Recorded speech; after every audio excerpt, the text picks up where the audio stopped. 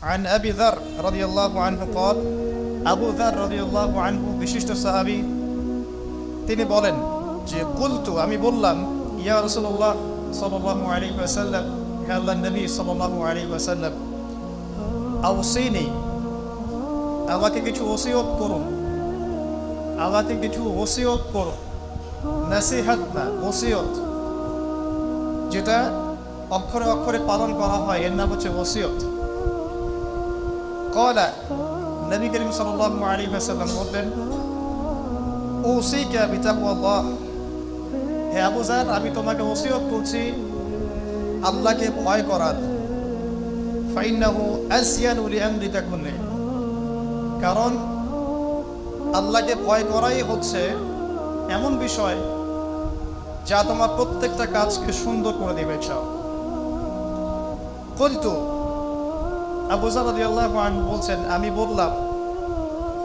জিদনি ইয়া রাসূলুল্লাহ আমার জন্য আরো বাড়িয়ে দিন হে আল্লাহর রাসূল আরো কিছু বলুন قال নবী সাল্লাল্লাহু আলাইহি ওয়াসাল্লাম বললেন আলাইকা বিতিলাওয়াতিল কুরআন আলাইকা বিতিলাওয়াতিল কুরআন তোমার উপরে কোরআন তেলাওয়াতকে অবধারিত করে নাও ওয়া যিকরিল্লাহি আযজা ওয়া জাল এবং আল্লাহ রাব্বুল আলামিনের জিকির বা স্মরণ করার বিষয়টাকে অবধারিত করে নাও ফাইন্নাহু যিকরুল্লাহি ফিস সামা কারণ এই দুটো কাজের মধ্য দিয়ে আসমানে তোমাকে স্মরণ করা হবে আসমানবাসী তোমাকে স্মরণ করবে ওয়া নূরুন লাকা ফিল আরদ এবং এই দুটো কাজের মধ্য দিয়ে পৃথিবীতে তোমাকে নূর দেয়া হবে আল্লাহর পক্ষ থেকে নূর বা আলো দেয়া হবে কুলতু আবু যার রাদিয়াল্লাহু আনহু বলছেন আমি বললাম জিদনি ইয়া রাসূলুল্লাহ আমার জন্য আরো বাড়িয়ে দিন হে আল্লাহর রাসূল সাল্লাল্লাহু আলাইহি ওয়াসাল্লাম তিনি বলছেন ক্বাল আলাইকা বিতুরিস সামতি তোমার উপর অবধারিত করে নাও দীর্ঘ নীরবতা দীর্ঘ সময় চুপ করে থাকার বিষয়টা তোমার উপর অবধারিত করে নাও ফাইনাহু মাতরাদাতুন লিশ-শাইতান কারণ এই কাজের মধ্য দিয়ে শয়তান বিতাড়িত হয়ে যায় সুবহানাল্লাহ ওয়া আউনুন লাকা আলা আমরি দীনিক দীর্ঘ সময় চুপ থাকলে তোমার দিনের প্রতিটা কাজ করার ব্যাপারে আল্লাহ তোমাকে সাহায্য করবে বা দীর্ঘ নীরবতার ব্যাপারটা দিনের প্রতিটা কাজ করার ক্ষেত্রে তোমাকে সহযোগিতা করবে কুলতু আমি বললাম জিদনি ইয়া রাসূলুল্লাহ হে আল্লাহর রাসূল সাল্লাল্লাহু আলাইহি ওয়াসাল্লাম আমাকে আরো বাড়িয়ে দিন আরো কিছু বলুন আরো কিছু ওসিয়ত করুন قال তিনি বললেন ইয়াকা ওয়া কাসরাতাদ দুহিক সাবধান থাকবে বেশি বেশি হাসবে না ফাইন্নাহু ইউমিতুল কলিব কারণ যারা অধিক পরিমাণে হাসাহাসি করে তাদের কলব মরে যায় তাদের কলবের মৃত্যু ঘটে ওয়া ইয়াযহাবু বিনূরি ওয়াজহি এবং চেহারার মধ্যে নূর চলে যায় চেহারায় কোনো জ্যোতি বা নূর থাকে না কুলতু জিদনি ইয়া রাসূলুল্লাহ হে রাসূল সাল্লাল্লাহু আলাইহি ওয়াসাল্লাম আমাকে আরো বাড়িয়ে দিন আরো কিছু ওসিয়ত করুন قال এবার তিনি বললেন সাল্লাল্লাহু আলাইহি ওয়াসাল্লাম কুলিল হাক্কা ওয়া ইন কানা মুররান সর্বদা সত্য কথা বলবে সত্যের উপর থাকবে যদিও এটা অন্যের কাছে তিক্ত হয় সত্য কথা বলবে যদিও এটা তিক্ত শোনায় কুলতু জিদনি ইয়া রাসূলুল্লাহ তিনি বলছেন আমি বললাম হে আল্লাহর রাসূল আরো বাড়িয়ে দিন আমাকে قال এবার নবীজি বললেন সাল্লাল্লাহু আলাইহি ওয়াসাল্লাম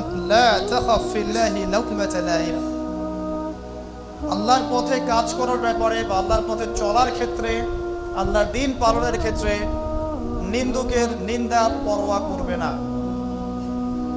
আল্লাহর ব্যাপারে নিন্দুকের নিন্দার সমালোচনার পরোয়া করবে না কুলতু জিদনি ইয়া রাসূলুল্লাহ তিনি বললেন আমি বললাম যে আরো বাড়িয়ে দিন হে আল্লাহর রাসূল আমার জন্য নবী করিম সাল্লাল্লাহু আলাইহি ওয়াসাল্লাম বললেন قال ليحجزك عن الناس ما تعلم من نفسك যখন মানুষের ব্যাপারে তোমার নেগেটিভ কোনো মন্তব্য করতে হয় বা কারো ব্যাপারে যদি নিন্দা করতে চাও, এরকম ইচ্ছা জাগে মনের মধ্যে, তাহলে আগে চিন্তা করবে যে এই দোষটা তোমার মধ্যে আছে কিনা।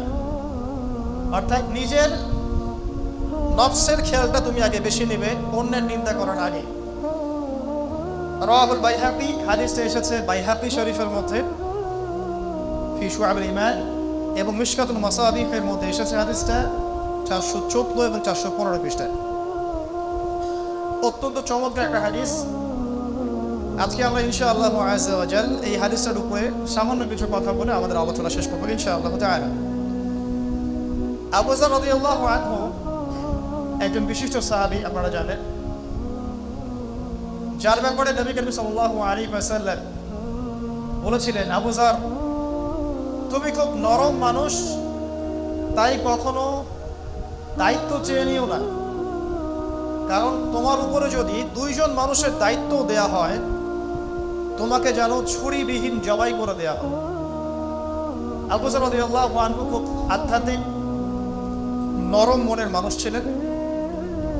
তিনি নবী সাল্লাল্লাহু আলাইহি ওয়াসাল্লামকে খাস করে বলছেন, এটা আমভাবে নয়, আমি যেমন আমভাবে সবার উদ্দেশ্যে কথাগুলো বলছি, এভাবে আমভাবে নবীজি এই কথাটা তাকে বলেন, বরং খাসভাবে বলেছেন, পার্সোনাল নসিহত, ইন্ডিভিজুয়ালি বলেছেন।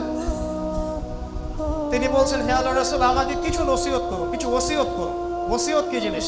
যেমন কেউ চলে যাওয়ার আগে ওসিয়ত করে, বাবা ইন্তেকাল করছে তার আগে ওসিয়ত করে, মাকে দেখিস, হ্যাঁ, বোনদের খোঁজ খবর রাখিস, সন্তানদের ব্যাপারে খোঁজ খবর রাখিস, ইত্যাদি। এটা ওসিয়ত করা, মানে যে কথাগুলো আমরা অক্ষরে অক্ষরে পালন করতে চাই, প্রতিশ্রুতি ব্যক্ত করি, এরকম কথা, কনভারসেশন।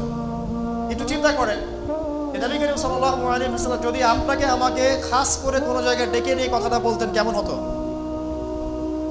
মনে করেন নবী সাল্লাল্লাহু আলাইহি ওয়াসাল্লাম জীবিত আছেন বা আমরা তার সাক্ষাৎ পেয়েছি, আর আমরা কেউ একজন আমাদের মধ্যে গিয়ে থেকে বললেন, ইয়া রাসূলুল্লাহ, আমাকে কিছু নসিহত করেন, আমাকে খাস করে কিছু ওসিয়ত করেন। তখন এই ওসিয়তগুলো স্পেশাল হবে, এবং আপনি আমি কখনোই চাইবো না জীবন চলে গেলাম এগুলোর কোনো একটা আমরা ছেড়ে দেই, তাই না? আবু যর রাদিয়াল্লাহু আনহু এই সুযোগটা নিয়েছেন।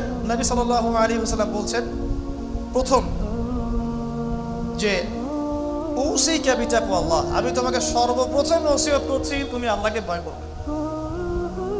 তাকওয়া কি জিনিস? নবীজি বলছেন, ফাইন্নাহু আযয়ানু লিআমরিকা কুল্লি, এই তাকওয়াটাই সমস্ত কাজের সৌন্দর্য বর্ধন করবে তোমার জীবনে। তুমি যত কাজ করবে, প্রত্যেকটা কাজ যদি আল্লাহকে ভয় করে করো, প্রত্যেকটা কাজ তোমার জীবনের সৌন্দর্য বর্ধন করবে ইনশাআল্লাহ তাআলা। খুব সংক্ষিপ্ত আকারে বলতে পারি, আল্লাহ রাব্বুল আলামিনের তাওহীদের সাথে কাউকে শরীক না করা, এক কথায় আল্লাহর সাথে শিরক না করার নাম তাকওয়া। ঠিক আছে? আল্লাহ এক, আল্লাহ অদ্বিতীয়, তিনি মহাবিশ্বের স্রষ্টা, আমাদের স্রষ্টা, সৃষ্টিকর্তা, পালনকর্তা, রিজিক দাতা, জীবন মৃত্যুর মালিক, বিধান দাতা। এই প্রত্যেকটা কনসেপ্ট আল্লাহর জন্য খাস করার নাম হচ্ছে তাওহীদ। এখানে যদি আমরা কাউকে সমকক্ষ দাঁড় করাই, তাহলে শিরক হয়ে যাবে।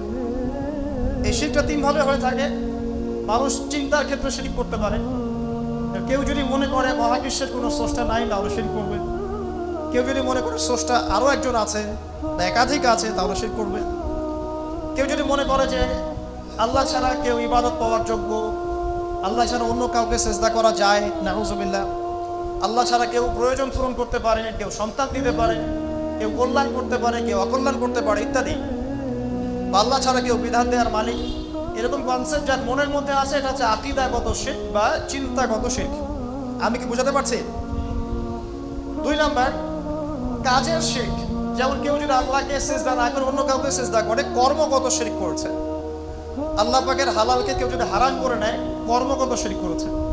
আল্লাহ পাকের হারামকে কেউ হালাল করে নেয়, কর্মগত শিরক করেছে।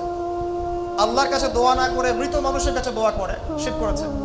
এগুলো কাজ করতে গিয়ে শিরক করেছে। ইভেন আল্লাহর নামে কসম না করে অন্য কারো নামে কসম করলেও শিরক হয়ে যায়। অনেক সময় আমরা হাতের মধ্যে রশি পড়ি, পাথর পড়ি, অনেক কিছুই পড়ি, আমাদের বিশ্বাস হয় এগুলো আমাদের উপকার করতে পারবে, অপকার করতে পারবে, তাহলে শিরক হয়ে যায়। সন্তান আল্লাহ দেন, যদি আমরা মনে করি যে মাজারে গিয়ে দোয়া করলেই সন্তান পাওয়া যাবে, শিরক হয়ে যাবে। আর শিরক এমন একটা পাপ যে পাপটা আল্লাহ পাক তওবা ছাড়া মাফ করেন না।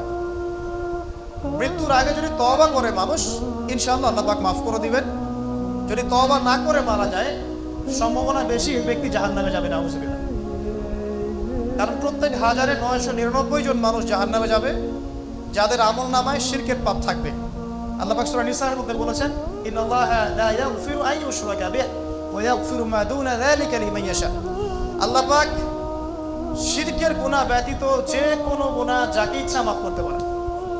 যে কোনো গুনাহ, আপনি জিনা করেছেন, সিজদা করেন, ফিরে আসেন, আল্লাহ মাফ করে দেবেন ইনশাআল্লাহ। আপনি সুদ খেয়েছেন দীর্ঘদিন, সুদ থেকে ফিরে আসেন, দীর্ঘদিন মায়ের সাথে জিনা করেছেন সুদের মধ্য দিয়ে, তওবা করে ফিরে আসেন, আল্লাহ এখনই মাফ করে দেবেন ইনশাআল্লাহ। আপনি খুন করেছেন মানুষকে, যদি আপনি চিন্তা করেন যে আমার একটা অপরাধ হয়েছে, আপনি তওবা করে খালেসভাবে ফিরে আসেন, আল্লাহ মাফ করে দেবেন ইনশাআল্লাহ। ব্যভিচার করেছেন, বিবাহিত হওয়ার পরেও জিনা করেছেন, এই ব্যক্তির কিন্তু পৃথিবীতে বাঁচার আসলে কোনো অধিকার নাই। তারপরেও যদি সে গোপনে তওবা করে ফিরে আসে রাতের অন্ধকারে, আল্লাহ চাইলে মাফ করে দেবেন ইনশাআল্লাহ। যে কোনো পাপ আল্লাহ পাক যাকে ইচ্ছা মাফ করতে পারেন, শিরক ছাড়া। শিরক যদি তওবা না করে মারা যায়, বেশিরভাগ সম্ভাবনা হচ্ছে সে জাহান্নামে যাবে।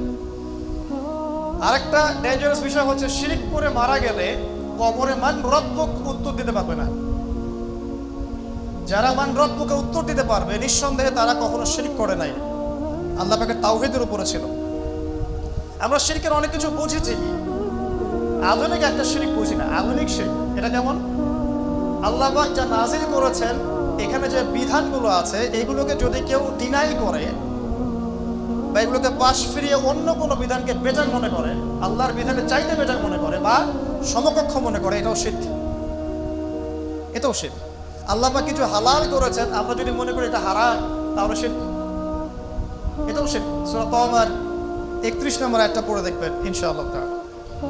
যাই হোক, তাকওয়ার প্রথম স্টেজ হচ্ছে আমাদেরকে শিরক করা যাবে না, তাওহীদে থাকতে হবে ইনশাআল্লাহ তাআলা। 2 নম্বর, আল্লাহ পাকের যত আদেশ আছে এগুলোকে মেনে চলার নাম তাকওয়া।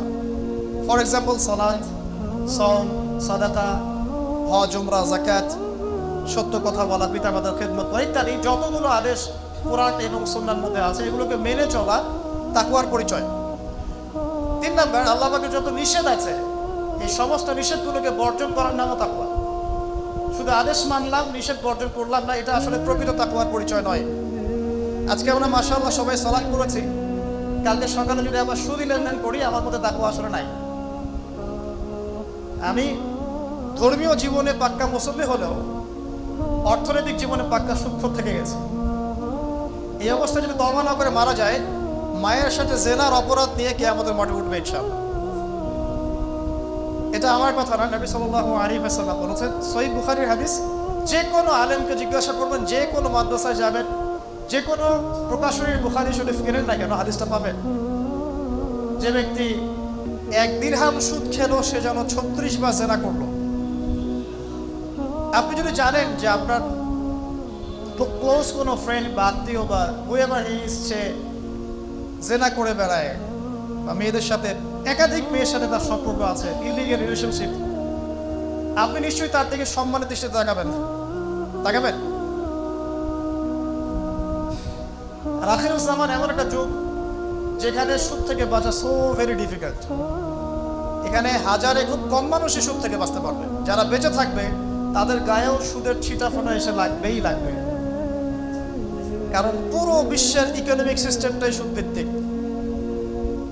এটা পরিপূর্ণরূপে ইসলামিক ধাঁচে সাজানো এখন সম্ভব বলে মনে হচ্ছে না। আমরা চেষ্টা করতে পারি, সম্ভব কখন হবে? যখন শেকড় উপরে আসবে। আর শেকড় কখন উপরাবে? যখন মালহামা হবে। আর মালহামা কখন হবে? যখন মদিনার গুরুত্ব কমে যাবে এবং জেরুজালেমের গুরুত্ব বেড়ে যাবে। আর যখন আল মাহদি আসবেন, ঈসা ইবনে মারইয়াম আসবেন, তখন পৃথিবীতে ইনশাআল্লাহু আযজা ওয়া জাল ইসলাম ব্যতীত কিছুই বাকি থাকবে না। তখন ইনশাআল্লাহ তাআলা উপরের লেভেল থেকে সুদ বলতে কিছু থাকবে না ইনশাআল্লাহ। তবে এখন কি করবেন?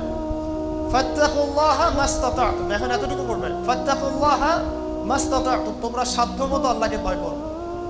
আপনার সাধ্যে যতটুকু কুলায় এতটুকু আপনি দূরে থাকবেন। পারতপক্ষে চেষ্টা করবেন সুদ যেন আপনার গায়ে না লাগে। আল্লাহ পাক বোঝার তৌফিক দান করুন, আমিন।